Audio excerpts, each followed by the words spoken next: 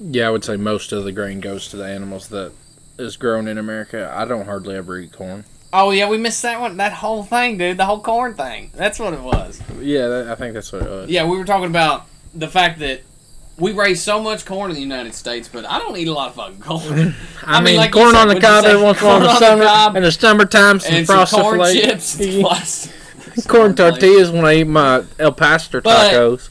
Most of the shit we eat is wheat. Most of the like grain products that we eat, it comes from wheat. When you think about bread, noodles, and I mean all that, anything basically comes from wheat. So all that corn's getting fed to these animals, which to me means that if we got rid of that part of it, we wouldn't have to raise all this corn on all this ground that's not sustainable. You know, like I was saying, by eating less meat, having less cattle. Well, by not feeding the animals so much grain. Gotcha. Because I think the statistic is like the majority of the grain we raise in the United States gets fed to animals.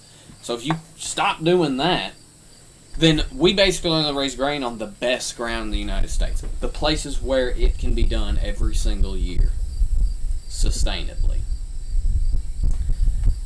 And one of the things that is crazy to me is most of the places where we raise grain today, that's all grassland. It is former grassland. All that flat, black dirt in the Midwest, that was prairie. That was all. The reason that soil is so deep and black is because for thousands of years, grasses grew there and deposited carbon into that ground with a deep, deep root structure. And we're mining that out right now. So what you're getting at is you think if we used the different types of lands for what they need to be used for more efficiently, then we could eat a little bit less meat, figure out how to help the environment a little bit, and all of us the reason I be say happy ever after. The less meat thing is because you probably won't be able to raise as many and as big of cattle without grain. It'll take longer. They'll be smaller. You're using less acreage.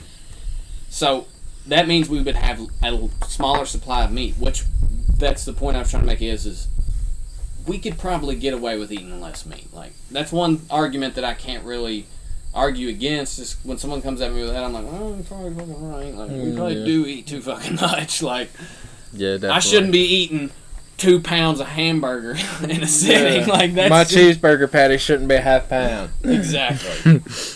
But that all, I don't know.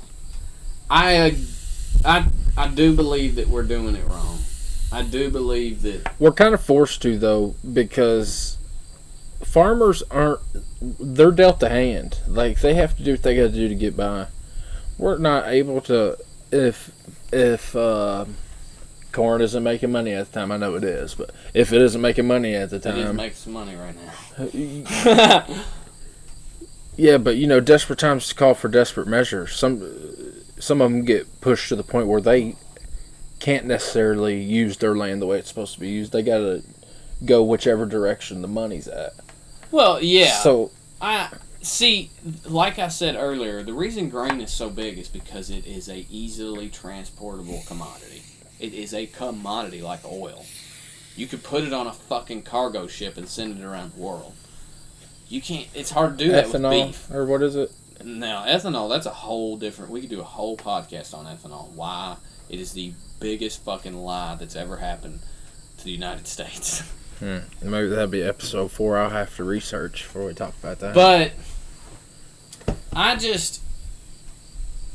we can fix this. I really do think we can fix this. But whether we want to is a different story. Like in the sense that whether we want to put in the effort to do it, I don't think we have right now. The one thing that's always blew my mind about the human race is we would rather invent some new thing like fake meat than actually fix the fucking problem. I'm like, you guys, wait a minute. Oh. Instead of it's like with like the healthcare industry, like instead of why does this guy have diabetes or heart disease. I don't know, but let's just give him, just pump fucking drugs into him until he feels better. I don't know why it happened. I mean, let's just try to fucking drown him in medications and go on about our day. Instead of fixing the reason it happened in the first place. And I done gave the stats on why it don't make sense. The fake meat. It don't make sense. It really, I mean, I feel like we completely squashed the fake meat shit. But see, man, for a long time, I almost had to quit listening to podcasts because that's every fucking thing I heard. Every little comment was like, we need to quit eating beef, we need to quit eating beef, we need to quit eating beef. And I'm like, it's not even... Have you all even, as smart as you people are, have you even thought about this in any significant way? I'm like, these people are supposed to be really intelligent and think about what they're saying, and they make all these comments about other people and how they don't do their research. And I'm like, well, have you done your research on this? Because it doesn't make sense. If you do, it doesn't make sense. It's just because I think fucking influential people like Bill Gates, he's got a whole tribe of sheep that'll follow him off of a fucking cliff into a lava pit. Because it's fucking Bill Gates. He's supposed to be one of the smartest people on the planet. But I mean, I just gave you stats that shows he's just a stupid little weasel. So it goes along. To me, it's the same problem we're having with just society in general. We all jump on the first statistic that we see, and we don't ever think any more about it. You know, all these like universities and stuff are coming out with these studies, and all you hear about it is you just hear some statistic on the news or see it on Facebook, and that's the only thing you come away with. So, I mean, they could tell you anything. Any fucking thing. And you'd be like, oh yeah, that's true. Yeah. MIT said it. Right, yeah. It's like I'm a sucker for a stat. One of the things that blows my mind, though, is like people's denial of climate change. Because I'm going to tell you right now, like, if we can sit around here and say that we're not affecting the environment, and I agree that climate change has been blown completely out of proportion. But if you go to a big city and you see how many fucking cars there are, you're like, okay, there's no fucking way. If you look at how many barrels of oil we pull out of the earth every year, you're like, whoa. We're mining this bitch. Son of a bitch. All the lithium. If it's not changing something's wrong. Like, if we're not having an impact, then... Yeah, you'd have to be a sheep to believe something like that. But then again... Be that ignorant. You can't be... My thing is like, we would rather attack farmers, people who are barely making it, than like say, maybe you shouldn't buy a refrigerator every 2 years. Maybe, you know, one of the things that I've always thought that my parents taught me was that you don't just throw something away when it's broke. You try to fix it. And we've completely got rid of that in our culture. I don't think people realize how much consumption contributes to climate change. It's like, I tell people this all the time. I used to drive a 1985 C20 Chevy.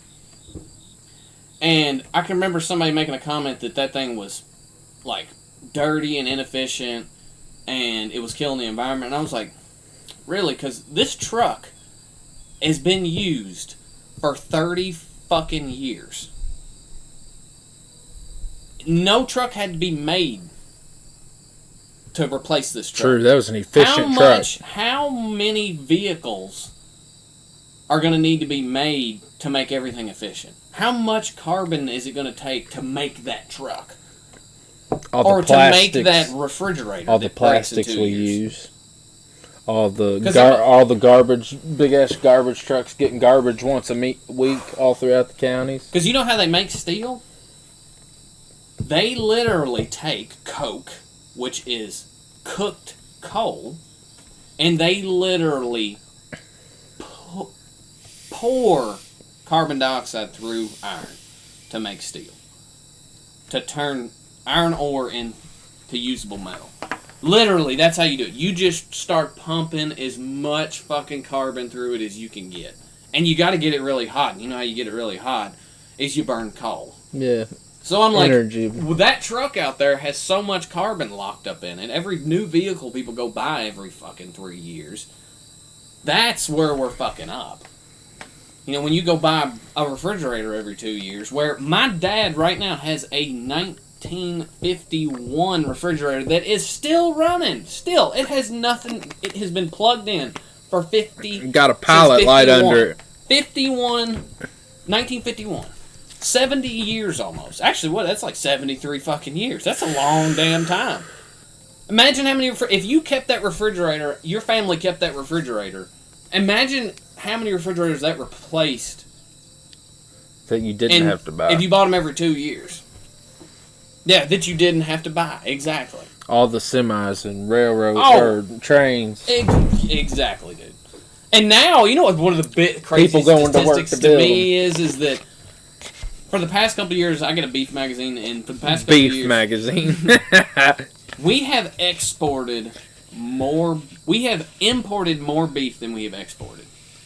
Does that make any fucking sense? Behind the deal handshakes, I bet. I don't. That part of it, I'm like, whoa. And they're proud of it. I'm like, what are you like in the articles I'm reading? I'm like, wait a minute. Y'all act like this is a good thing.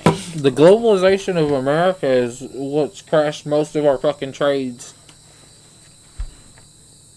That's what when people come at me with like the beef thing, I'm like, how much shit did you buy last week? Yeah, like don't all come at these me with your beef, self-righteous bro. fucking these self-righteous environmentalists come at me with shit, and I'm like, whoa. The moral high ground, bro. I'm like, wait a minute. Shooting shots down at you. Exactly. And that's another thing. Who's going to be able to afford this fucking beef? I'm like, okay, yeah, if I worked in Silicon Valley and I made fucking $600,000 a year, it would be easy just to go to Whole Foods and buy all my shit organic and fake. I just think people's out of their fucking mind.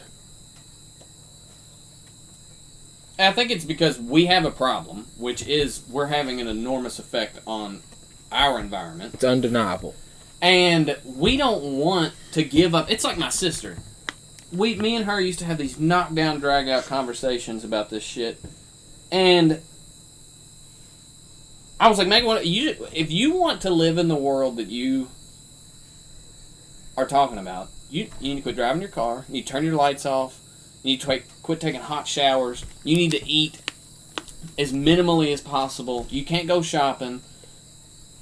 And she was like, no, I'll never. Fuck that. That's not. That ain't a life worth living. And I'm like, exactly. We don't want to give it up. But what we want to do is get rid of the people like beef farmers. Instead of being like, well, maybe I shouldn't, buy that new refrigerator. Get a used one. There you go. Exactly. Go get a used one. Well, another thing is, too, the thing that hurt me the most when this stuff started first coming out is I was like, we got rid of tobacco in Henry County. Really, in all of America. Well, yeah. But Henry County, I'm saying in the sense that we got rid of our largest cash crop, which was tobacco. And then we're starting in on beef, just like it's tobacco, like it's killing the world. Which, I mean, granted, these things aren't good for you. That's a given. Dude.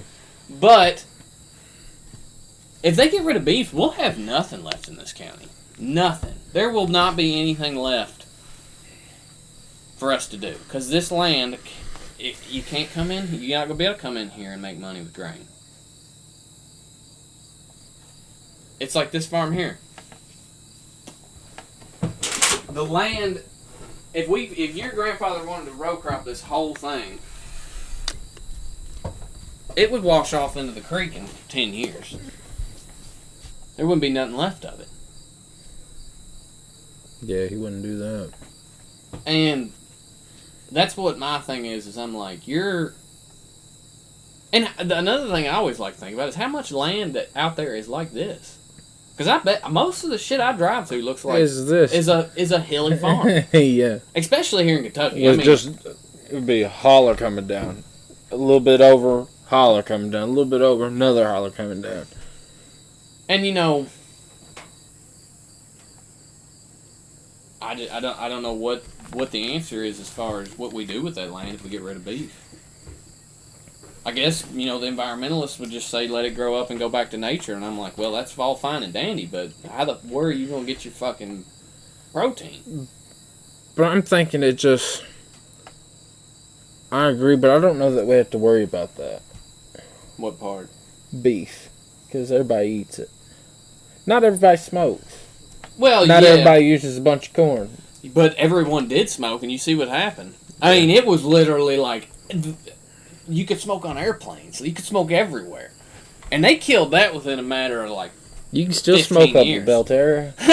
First time I went up there. Tumbleweed in Sevierville. Yeah. That's the only place in the fucking, probably the world right now. The whole world. No, I bet you can smoke in some restaurants across the world. Well, I had to guess. You know what I mean. But, I mean, they killed that.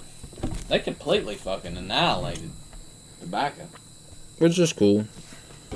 Shout out to Bobby Stokers. Well, that's the thing, though. We killed the tobacco around here, but a lot of people still fucking smoke. Well, we're getting it from like fucking Turkey and shit. Mm-hmm. We just because we're globalized.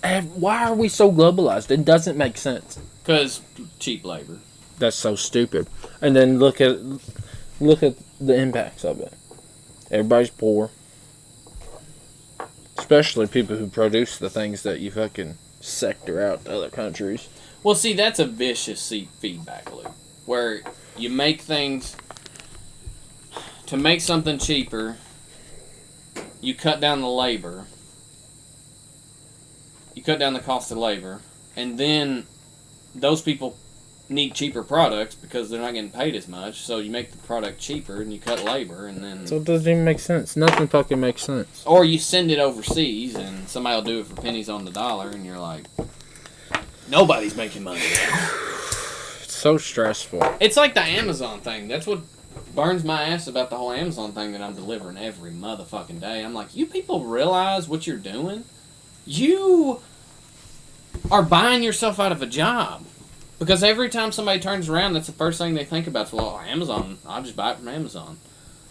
And that is no different than Walmart used to be back. Hell, it's wild to me because when I was a kid, Walmart was like you didn't, like, that was like, it was like a guilty thing to shop at Walmart because, like, they were, like, buying China-made shit and they were, like, had terrible jobs and all that. But now I'm like, Walmart's not too bad of a place. Like, it's really not that bad. It's a local place that you go to and people work there and they pay a decent wage. Yeah, they do pay pretty well. That's Whereas, true. like, Amazon now... I bet somebody working at Walmart makes more money stocking shelves than you could off a 200-acre farm. Oh, Garen motherfucking teeth. Dude, that's crazy. What happened? It used to be such like an admirable thing at everybody farm. That's how we survive. We survive by providing. Now we just consume. Somebody else provides it for us. It's fucked up. I guess it's supposed to be more efficient. I don't know. Well, Definitely. It's no different than like manufacturing and all that. That's why I always tell people, I'm like, the farming situation is pretty damn similar to the manufacturing.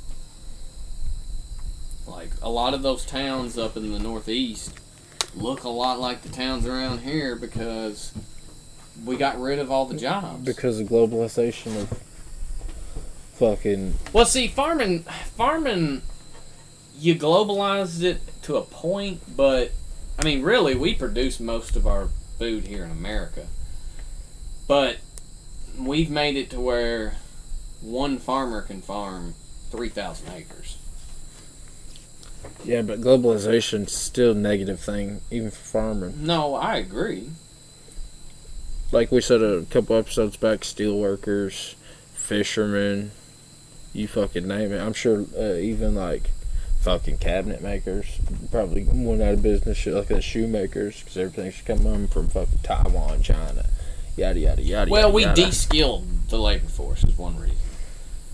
Because we made it to where some uneducated... You can just be a body. Somebody... Yeah, you just a body, exactly. Body and an employee number. You got an employee ID. Because what made somebody why the reason someone who made shoes made money back in the day is because that was a skill. It took years to learn how to build a shoe. Whereas now, you just put somebody on a machine and they just watch it. So I wonder if this is like, it's just part of the demise of civilization. It's happened before. You build up, you build up, you build up.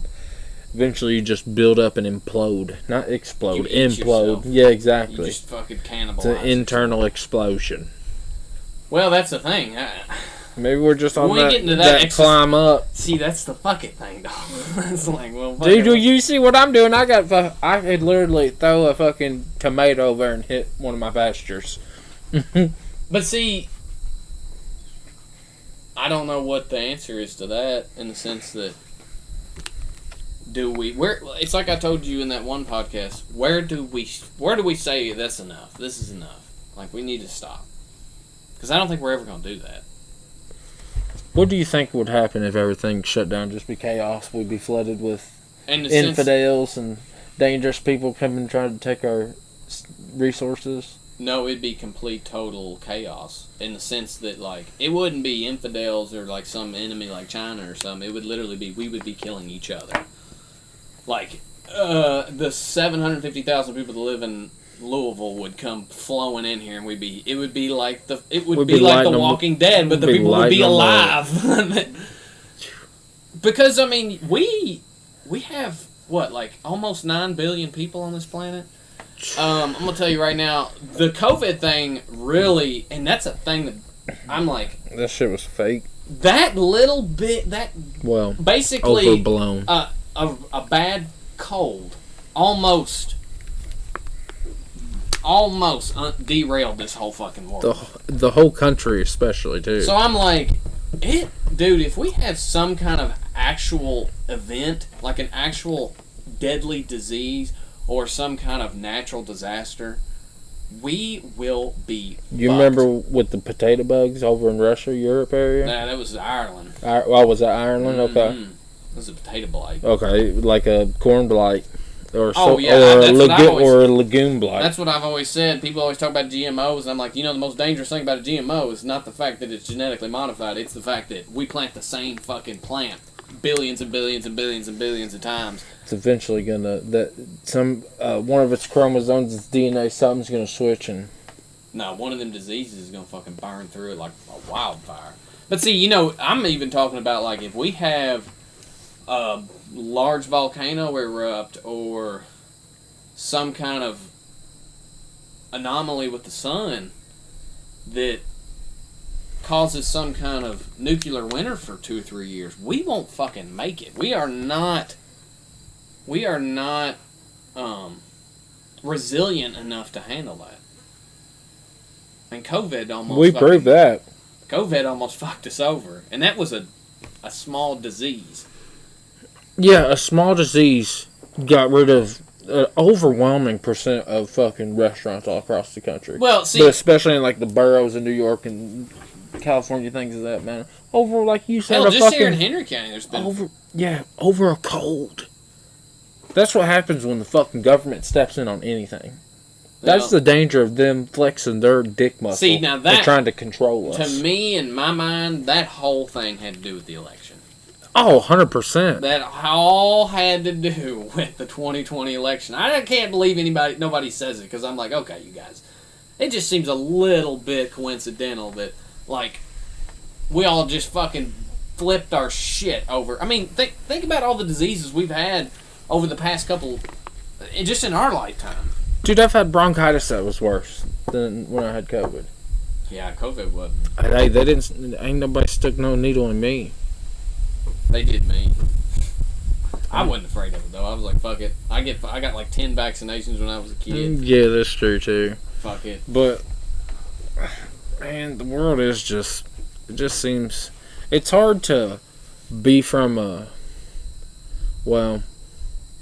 I guess being from a rural area, you kind of, like, looking out right now, I don't see chaos. I don't see a bunch of people. I don't feel neighbors on top of me that or would be anything different. like that. That would be different. But I do see my community decaying. These farms, fence rows is just now tree lines, and things of that barns nature. are So, falling down. so yeah, barns falling down, tractors in the yard and shit.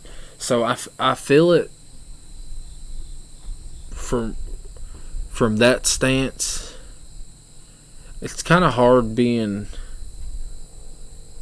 where we're at today because we just don't know what the future holds. Like with this farm or our government or with your farm and fucking civil wars or external wars or fucking bugs or anything like that. It's just what a time to be alive, dude. It's hard to save for the future when you don't think there's going to be a future. It's hard to like think like, well, you know, I'm going to put all this back and work towards a goal, but if you're like, damn, there ain't, what's the fucking point? Because if it's all going to explode, then I'm just going to take my shit and hide. You know? For sure. 1,000%. And I don't think it will. I do believe that the millennial generation, our generation, which we're like on the tail end of millennials, we're kind of like Gen whatever, Z or whatever. I get to me, we're millennials, but I don't know. People would argue that. But I think our generation is going to see a crazier world than our parents and our grandparents. I think that we are going to experience what our great-grandparents experienced at the turn of the century in the 1900s. World wars, famines, genocide, stuff like that. Like, we are going to come... Like, I truly believe that me and you are going to see some of the craziest shit the human race has ever seen. And it scares the fuck out of me. Because I'm like... And honestly, it scares me more for my kids than it does for me. Because I'm like, at this point, I'm a pretty capable adult. You know, I don't really think shit's going to explode here in like the next 10 years. But I'm like, you know, when my kid's 25 years old, I don't even know. That's what makes me wonder if I even want them. Because I'm like, it's going to be, you know, me going to war is one thing. But me sending my kids to war, that would be the ultimate. That'd be the scariest thing in the world. Because I have no control. And I have no, like, there's nothing I can do. That would be one of the most awful feelings in the world. I don't even know how people have done it. And what sucks is it's too years. far gone at this point, almost. In a lot of areas. And what's crazy to me is all the older generations hate on the millennials and the new younger generations. But if you think about it, there isn't any young people in any powerful office. We aren't the ones who had Clintons and Bushes in office for fucking 20 years. We ain't the ones who butted our head in all of the fucking wars. We ain't the one who sold out to fucking China and globalized all of our market. We're not the ones who this, that, and the other. We haven't got to really impact our world yet. We got handed a broken world. So it pisses me off when old people hate on us. It really does. Because this is y'all made this fucking world. We ain't got a chance. We ain't got a chance to impact the world hardly. See, we're that's not even 30 yet. That's one thing I've heard older people say is like, well, it don't matter because I'll be dead. And I'm like, well, thank you. Yeah, thanks. Thank you. Thanks, because it's like you said, they're just handing us their big fucking pile of shit and saying, well, I'm sorry. And act like we have I had fun, but... And act like we have no manners or dignity or... Well... Oh, when I was 18, I done owned a farm and a house and had 2 kids. It's like, y'all have set us up for fucking disaster. Now, I will agree with them in some ways in the sense that I do think society's fucked up right now. Our morals is loose. Yes. As loose as ever. But I will say that the opportunity is not, like, for instance, Joey always tells these stories about his grandfather. Got out of high school, went to work for Brunswick and Eminence, and was making real good money on a high school degree, bought a house and paid it off in 3 years, and then could buy a car. And it just, like, that doesn't even... Right now, if you told me you could go out of high school, get a job, pay a house off in 3 years, and then live the rest of your life and retire twice, I'd be like, you're fucking crazy. I don't know of any place you can do that. I'll give you a ridiculous example of inflation, and it's almost ironic that I'm going to cell phones, but you know a brand new cell phone's like $1,500 bucks. What the fuck? You know why? Because supply and demand. People don't need them. You gotta have it. We're fucking cyborgs now. Well, that's like the internet thing. I'm like, okay, Victoria's parents got charged $1,400 last month or the month before last because we went over on our data, and I'm like, okay, this is what my thing was. We didn't actually use anything. You know what I mean? It wasn't like I went to the gas station and just pumped out 10,000 gallons on the ground. It wasn't like tapped into their unlimited. What is internet? I'm like, did we take the internet out of the big internet tank and end this? Yeah, did we drain it? Is that satellite drained? How can you possibly charge somebody that? Now, granted, you can say like, hey, and you know what was wild about it is they never even said anything. No warning. It's like, we're going to get these suckers. Keep going. And she has to pay it. One more YouTube video. I'm like, that ain't right. That ain't right. But what are you going to do? What are you going to do? Yeah, they're almost taking advantage of you. I mean, what am I going to do? Oh, I'm not going to use... Well, I won't use internet now. And they're like, well, that's fine. We'll see you in a month. Yeah, for real. See you. Dude, one thing I do want to pick your brain about. This is kind of off... Well, I guess it's completely on topic because we're talking about meat. I wanted to know your take on, like, pigs. Like, what sort of area is good for pigs? Like, is my land good for pigs? Certain parts of it. Like, for instance, like the cooney pigs, like upward-snouted pigs where they don't really... Now, I don't know anything about that type of pig, but, I mean, pigs have historically always been, like, the centerpiece of a homestead. Like, because... they're omnivores. They can eat all your scraps. They can eat nuts. They can eat berries. They can eat grass. They can eat anything. Yeah, they got like the cooney and like the Idaho grazing pig, and there's like American something. They're all are like how you say omnivore. They're like vegetation heavy. See, now that I didn't know about that whole thing. So, like, if you ask me about traditional pigs, letting them out here on this, they're not going to do too well. There's not a lot here for them to go for. Now, historically, pigs were always, you fed them scraps, and you grazed them in your rough areas, like down in your hollers. In your tree lines. Let them and forage. It was a big thing out in the Appalachian Mountains back when we had chestnut trees, which we don't have anymore. The Chinese chestnut blight killed all them. Fucking Chinese. That was a big thing back in those days, to take your hogs up into the mountains and leave them for a few months and fatten them on chestnuts and bring them back down out of the mountains. That was a huge thing. And that's like it's still big in Europe with like acorns and stuff, prosciutto hogs, where they take them up in the mountains and they graze them. Boy, I love prosciutto. But around here, your best bet with a traditional hog is in your hollers and stuff like that. But still, I don't know much about pasture hogs, because hogs to me have always been grain. My dad raised hogs, his uncle raised hogs, and it was always, that's what we had a fucking hammer mill for. I mean, we'd raise the corn and make the feed. That's how it's always worked for me. So, hogs in my world have always been grain-fed animals, and then you can feed them scraps and stuff off the table and different stuff. Now, what about, for example, how you say, like, sometimes less is better?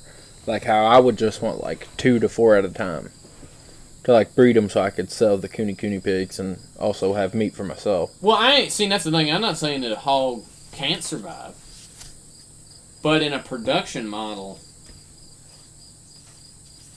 for farming pigs, you're not going to get away with just pasture. But for what you're doing, basically just raising a couple, yeah, give them you could scraps. definitely get away with it.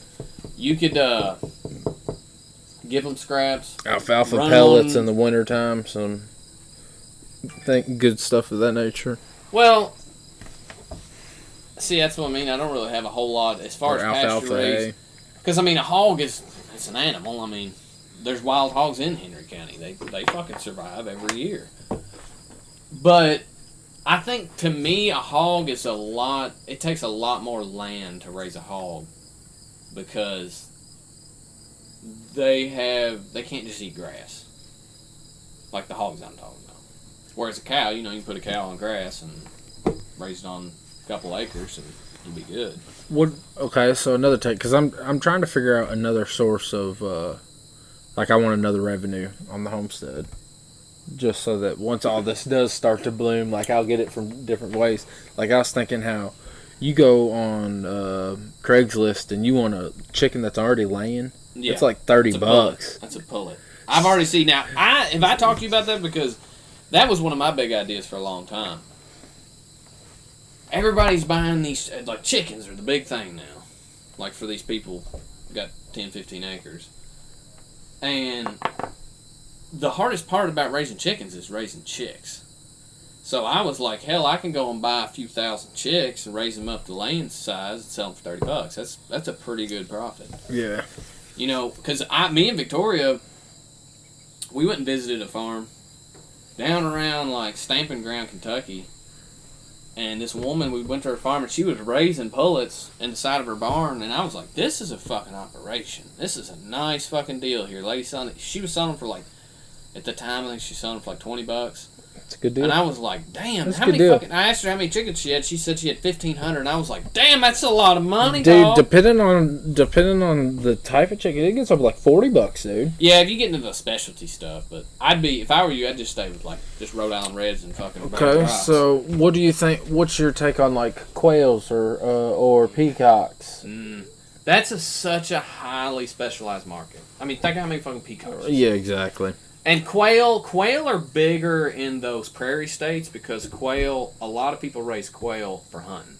Because a lot of these farms, these rich people own, they go out and buy. They just go out and buy let them loose, 2,000 fucking quail, and they let them out, and then they go out there with their dogs and shoot them, and then it's not really hunting. I mean, I guess it is hunting, but it's kind of it's just kind of fucked up. I've always thought bird hunting was kind of weird. You're a little bird. You're bloodthirsty. Oh, I love bird there hunting. Ain't no better feeling than you get a little fucking ground bird, got barely any meat on it. It's just you kill that motherfucker for fun. It's a sport of bird hunting. Bird hunting, I would say right now, is the most. It's like fishing. It is the most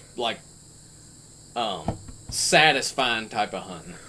Because when you fucking fishing. Leading a bird and you connect, it's like on Call of Duty when you hear that oh, it's fucking great. And then they just fold. Spiral.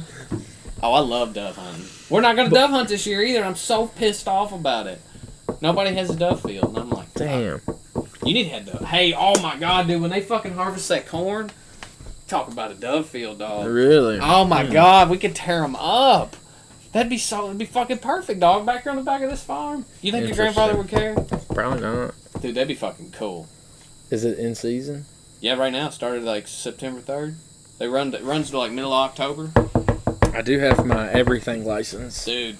I got my everything license. You got that fucking pump. You got that pump 12. They charge me $110 a year. Yeah. To get my everything license. Yeah, dude, I like giving back because the wildlife resource, I don't mind giving my money to them. They got their shit in line. That's a well-oiled machine.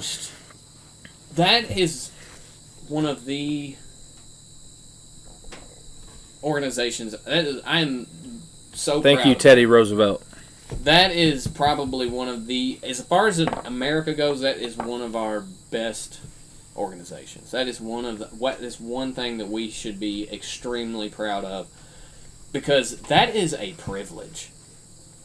Because hunting and fishing used to be a rich man's game. Me and you didn't get to hunt and fish back in the day. Because you know who got to hunt and fish? The rich man that owned 2,000 or 3,000 acres. You weren't in most of the wildlife. My dad always tells me he didn't see a fucking deer till he was 18. Turkeys. Or turkey. He said he didn't see a turkey till he was 30. Yeah. And now they're They didn't have a lot of them. But another one, back to the hogs. One of the things I did want to tell you is when they take that corn off, that is a phenomenal place to graze pigs because of all that corn. Put a little temporary. That's what they call gleaning. when you take an animal and you put them in a harvested crop field, they'll glean that corn off. All the stuff that falls off the combine or the picker, great place, because they're going to go in there and they're going to vacuum that shit up. I'm actually looking forward to my deer going out. I have a feeling that's going to attract some more deer to the farm this year. It definitely will. I'm going to get me a new blind. I can't wait to go bow hunting. See, that is a great that's what I don't have a problem with the grain. I really don't. Corn and soybeans are one of the best tools that a farmer has if you use it right. Like, you gotta respect your soil. We raise between 40 and 50 acres of corn every year because we use it to rotate out of alfalfa. It's a great way to take a stand of alfalfa out of production and get to the next year where you can put the alfalfa back in. It's a great way to rotate out crops like that. And right now, you motherfucking make money. My dad made more money off of that 40 acres of corn than he made off of anything on that farm this year. Dude, well, I don't want to give up. We'll talk about that off the line. Yeah, now we're getting into just the bullshit. Yeah, just fucking. We'll talk about that off the line. So you don't have any, you have any cool ideas you've been thinking of for like someone who's just getting into it, don't have a ton of resources or a ton of land, or is just doing it for fun, or wants to be a little bit more efficient, self-efficient? You got any other ideas? As far as just like homestead and stuff? Yeah, just like poultries, meats. To me, my thing, one of the things I love about Kentucky and I love about Henry County is the diversity of the land. You know, those real flat states, they are good for raising corn, but here we have creeks, woods, flat ground, rolling ground, hollers. We have it. I mean, this farm has almost every ecosystem that you can think of on it. And to me, one of the things I've always told people is that 200 acres of ground here in Campbellsburg, the same amount of sunlight hits it as 200 acres in the middle of Iowa. Absolutely. It's got the same amount of potential as far as Same energy. amount. That's a good way to put it. Same amount of potential. So if you can figure out a way to utilize all of those different things, and honestly, it makes you very resilient because you're not relying on just one crop. You know, if you can get a couple head of cattle to make a beef, raise you some chickens for eggs and meat, have you a hog that you can feed scraps and other things to, and graze in your woods, and then you can go out and you cut some firewood to heat your house, and then cut some timber to sell. I mean, that is a way that you can really utilize all of those different fields. And if you get deep and enough it all into benefits each other too, I noticed. Mm-hmm. But go ahead and keep. And all those things, if you get into a specialized, like, you know, if you're selling like live oak slabs or something to somebody off of your farm, like in the sense of like, you know, you got some real nice oak or walnut trees, big straight 8-foot logs, take them and you can sell them for live oak slabs. You can take your other trees and cut them for firewood and sell them for $50, $60 a rig. I mean, Firewood's almost hard work though. Yeah, but firewood is hard work, but the problem is if you look at probably 80% of these trees, they ain't good for logs. They look like that. That ain't got no logs. We do have a bunch of different kinds of trees. Well, the sad part about it is we're losing them quickly. We lost the elm tree, we lost the chestnut tree, now we're losing... That's an Asian elm right there. And look at it. Asian, that's the problem, dog. Asian. Yeah. You know what killed the elm tree? An Asian blight. An Asian fungus. Man. And guess what's killing it? What I was getting to is we lost the elm, we lost the chestnut, now we're losing the ash tree due to the Asian, what is it? I think. Some sort of ash bug. Emerald ash borer, that's what it is. Ash borer. We're slowly losing some of our best trees. It's what I've heard, and I don't know if this is true, but supposedly when the ash borer gets done with the ash trees, they're going to move on to a different type of tree. And I hope they pick a shitty one like Osage orange or something. They won't. Because if you've ever seen... Or like those fucking thorn trees that we got out in the holler.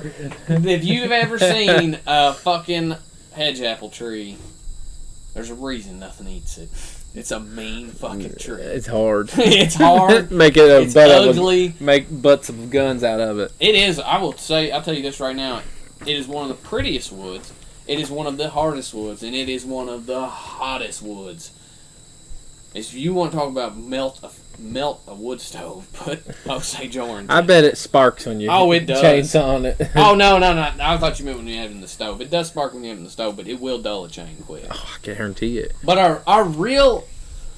our trees around here that we really need to focus on are like walnuts, white oaks, hickories.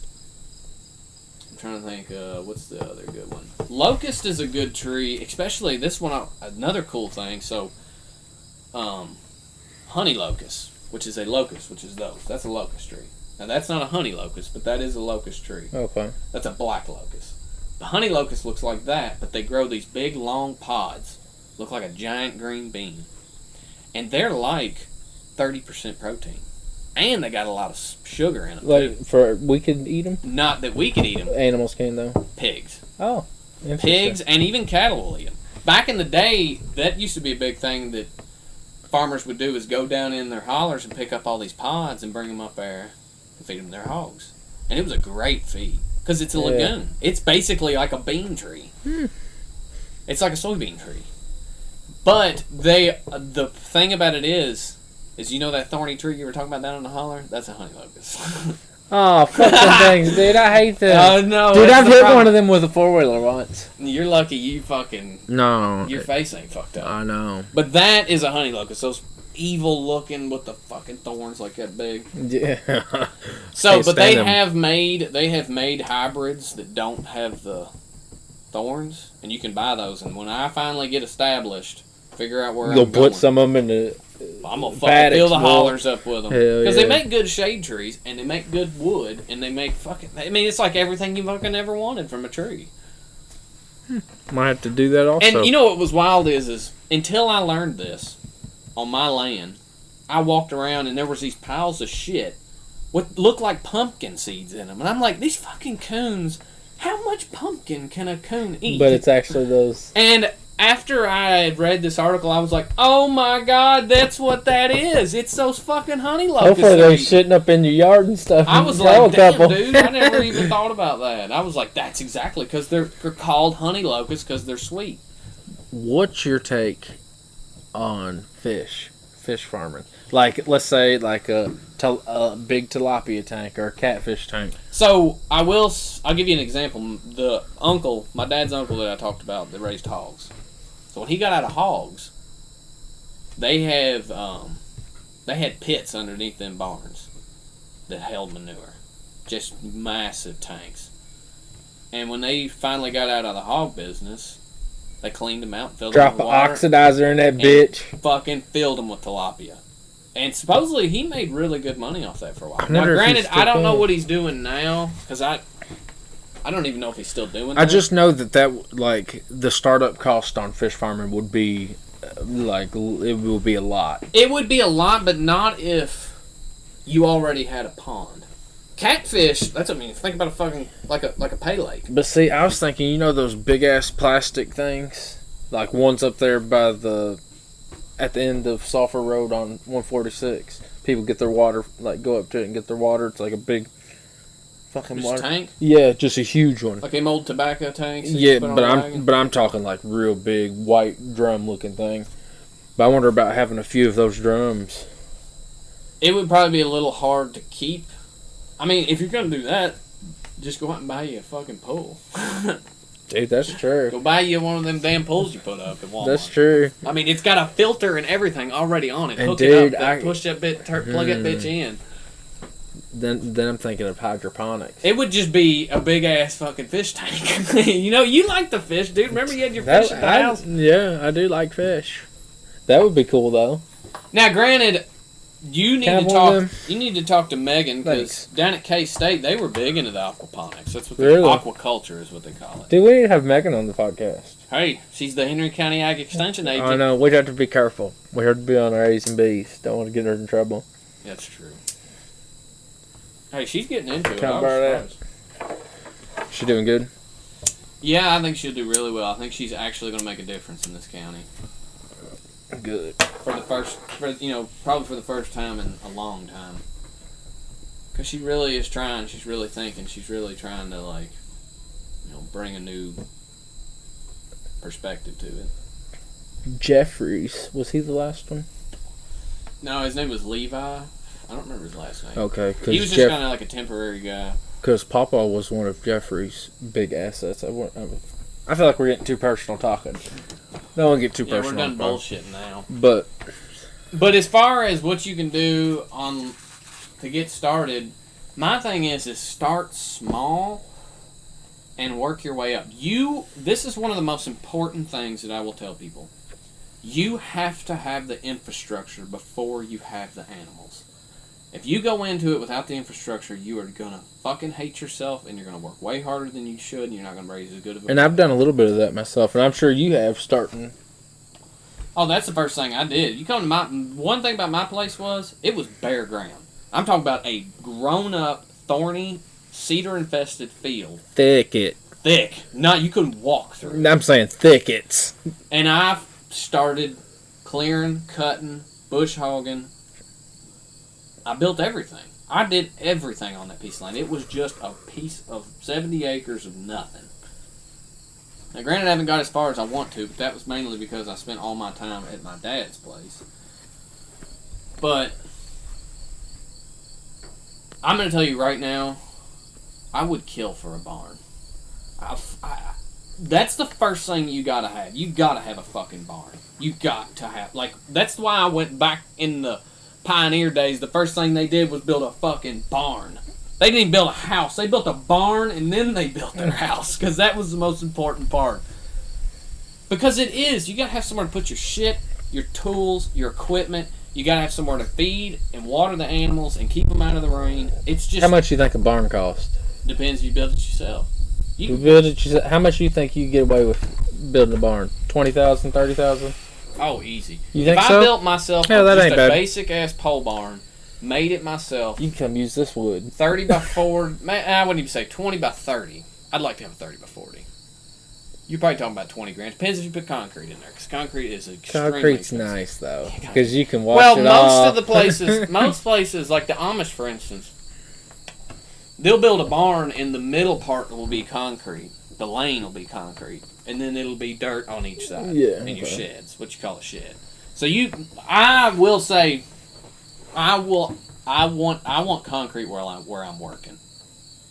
Yeah, and you need to make sure wherever you're scooping in is, let's say you have what am I thinking? Like a section A trough. Yeah, like a trough would be perfect for a skid loader to go in, get it, so you ain't got to go scooping shit every day.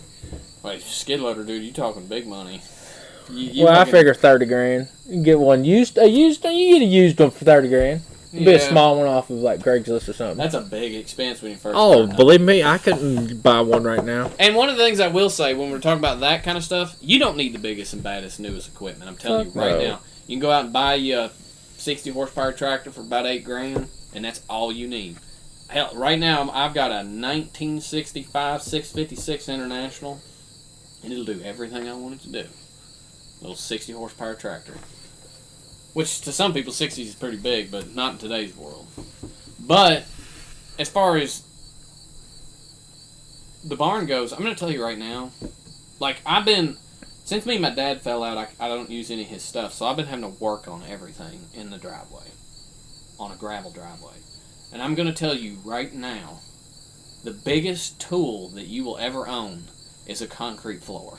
Interesting. I miss a concrete floor more than anything in the world. Just rolling around on fucking gravel, trying to jack a vehicle up off the ground. I'd rather do it in the grass.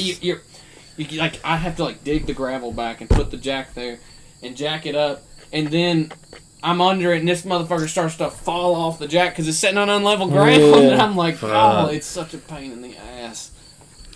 Well, we're coming up on an hour and a half. So that's it for episode 3 of the Farming Now podcast. Hey, thanks for watching. Bottle to do, boys and girls.